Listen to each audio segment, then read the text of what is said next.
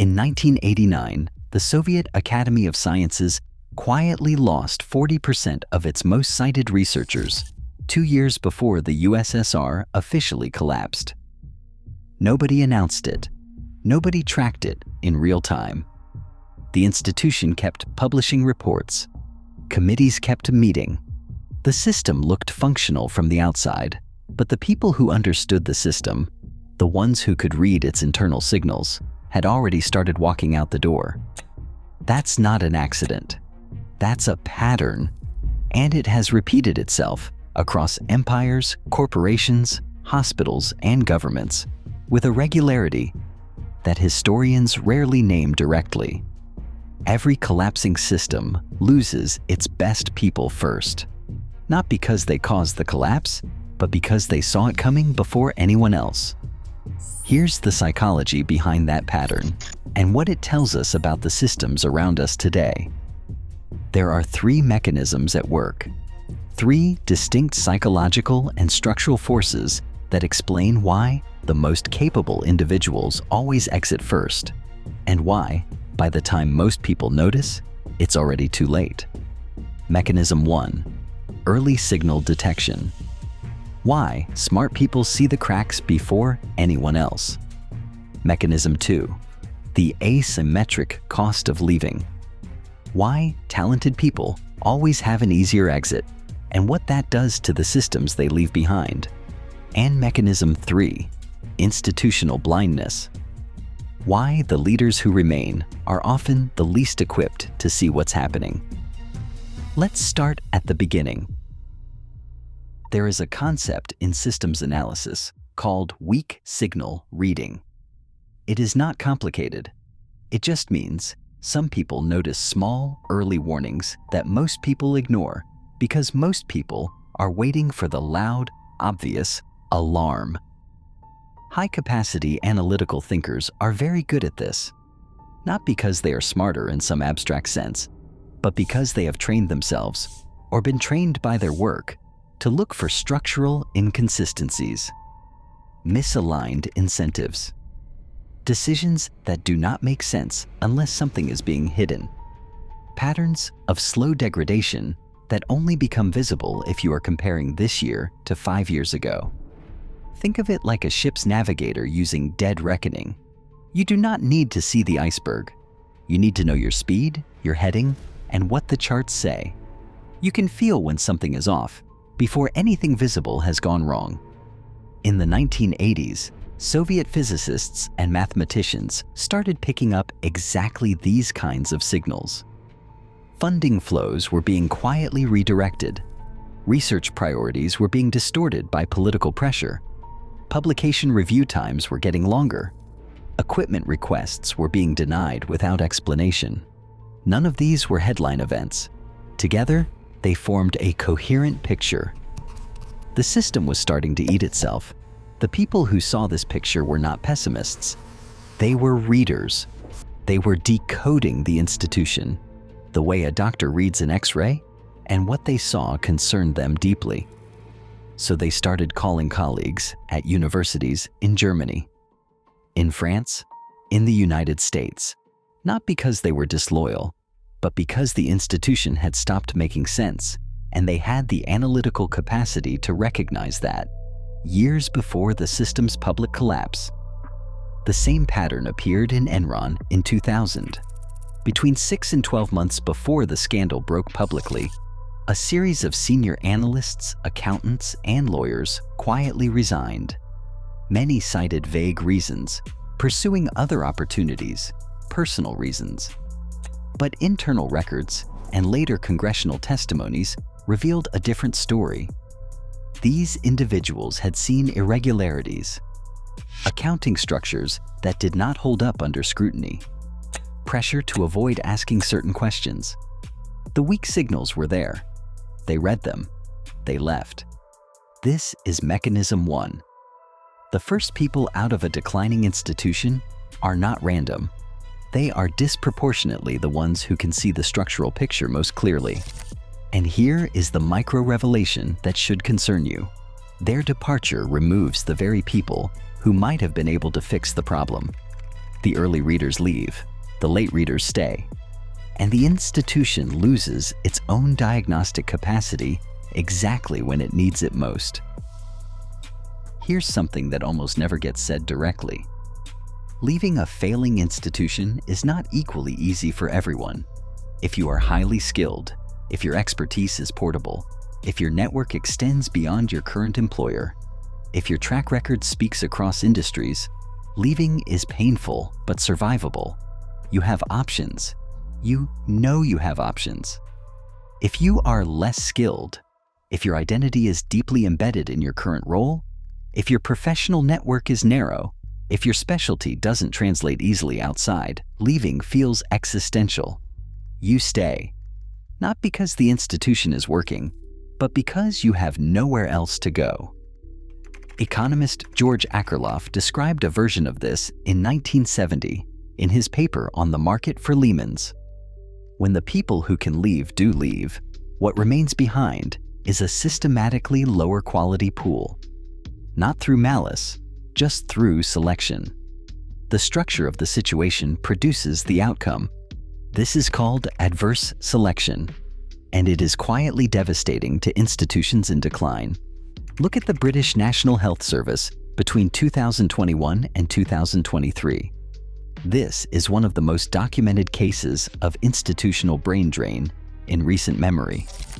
In 2022 alone, more than 40,000 NHS nurses and doctors left, many to Australia, Canada, and the United Arab Emirates. These were not the least experienced clinicians. NHS data showed departure rates were highest among professionals with 10 to 20 years of experience, exactly the cohort with the most portable skills and the strongest alternative options. What remained was a workforce skewed toward younger, less experienced staff and a management structure that had been in place long enough to be deeply embedded. The institution did not collapse overnight, but its internal capability quietly hollowed out, and that hollowing is self-reinforcing. Because here is what the departure of competent people actually does to a system.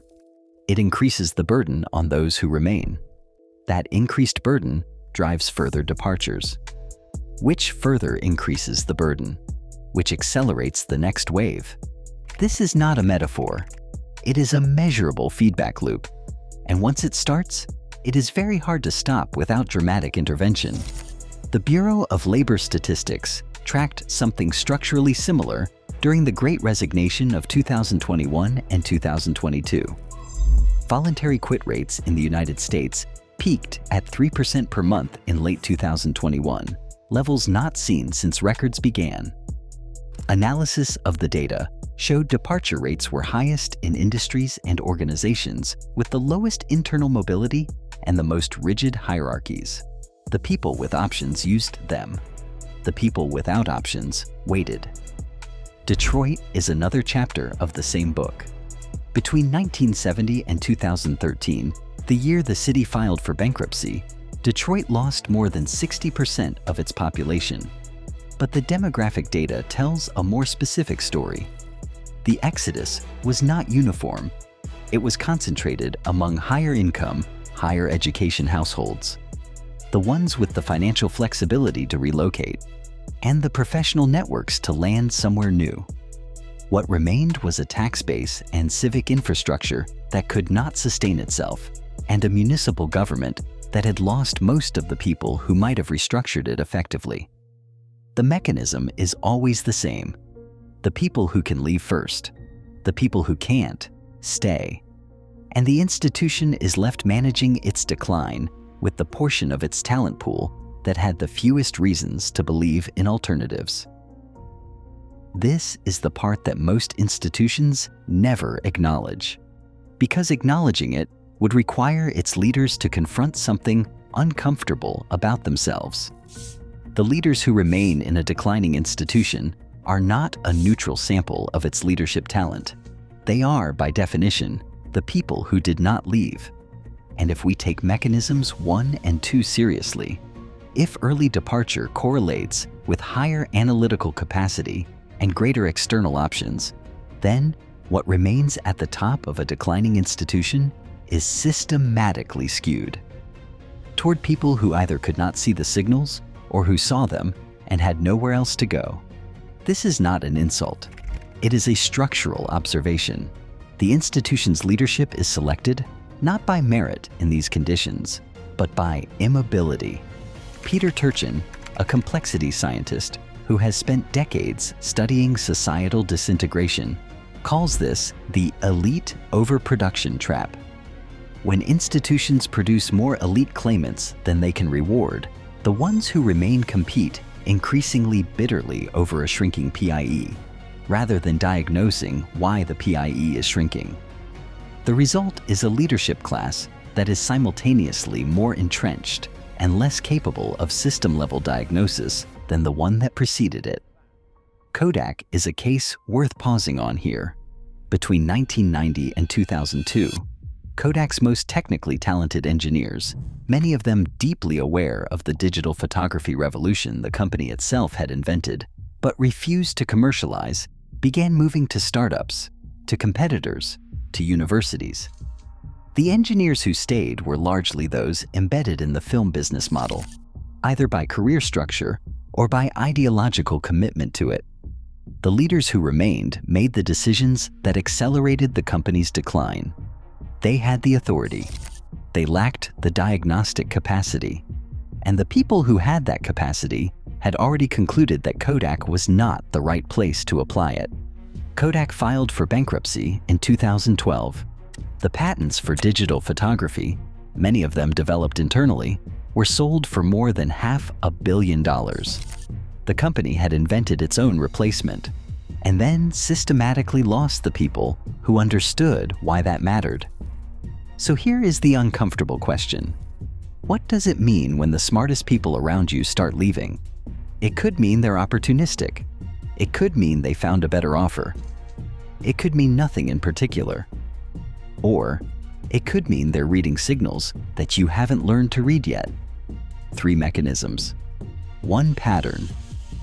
High-capacity individuals detect systemic dysfunction early through weak signal reading, through pattern recognition, through structural analysis. They see the cracks before the walls fall. Those same individuals have more options. So they leave first. Their departure removes the diagnostic layer of the institution and begins a self-reinforcing cycle of decline. And the leaders who remain, selected by immobility and institutional gravity, lack the external perspective to see what's happening. They manage the system from inside it. They cannot see its shape. In 1989, Soviet researchers were already gone. The USSR collapsed in 1991. The 2-year gap between those events was not silent. If you knew how to listen, the institution was broadcasting its condition at full volume. The question is not whether systems collapse. They always have. They always will. The question is not whether smart people leave before collapse. The data on that is clear. The question is this: when you look at the institutions you belong to, the organizations, the cities, the systems that structure your daily life, do you know who has already left? And do you know why? The question isn't whether smart people are leaving your institution. The question is, have you noticed yet?